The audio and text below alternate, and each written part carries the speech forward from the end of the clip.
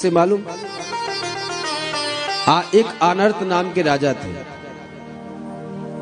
जिनके पिता का नाम था रेवत। रेवत बड़े सम्राट थे पूरे पृथ्वी के। अब राजा थे तो थोड़ा सा घमंड भी आ गया।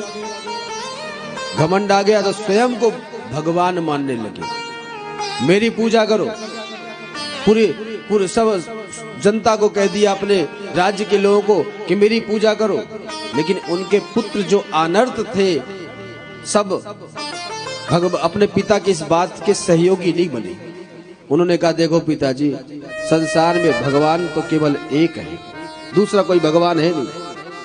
और आप राजा हो लेकिन भगवान नहीं हो। हमेशा अपने पिता के विपरीत बात करते। पिता को क्रोध आया। एक दिन बोल दिया, जाओ मेरे राज्य से निकल जाओ। देश निकाला कर दिया।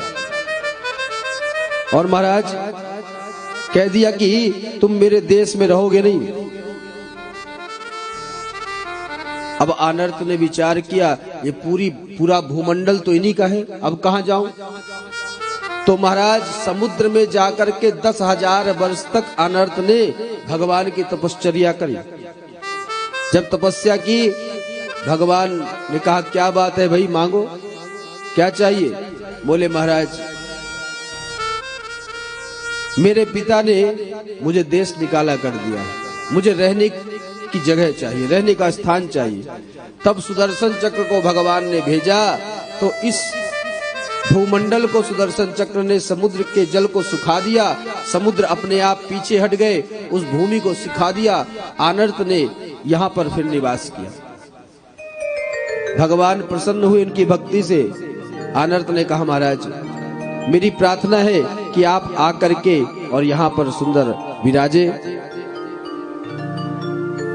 तब भगवान ने कहा, जरूर आऊंगा। और ये आगे चल करके आनर्त जो हैं बलराम जी के ससुर बने। इनके पुत्र का नाम था रेवत। पिताजी का भी नाम था रेवत और पुत्र का भी नाम रेवत। रेवत की पुत्री जिनका नाम था रेवती, बलराम जी के साथ विवाह हुआ। और महाराज